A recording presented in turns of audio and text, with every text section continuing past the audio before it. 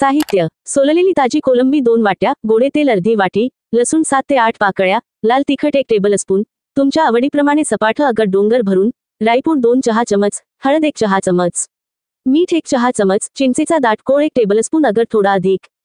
कृती: 1 कोलंबी साफ करून घ्या. त्यांना थोडे हळद, मीठ सोडा. 2 पातेल्यात तेल कडकडीत तापवून कोलंबी पटकन तळून घ्या पुरीप्रमाणे व बाजूला ठेवा. 3 त्याच तेलात लसूण बदामी रंगावर तळून घ्या व बाजूला ठेवा. 4 त्याच तेलात कोथिंबीर बारीक चिरलेली तळून घ्या व बाजूला ठेवा.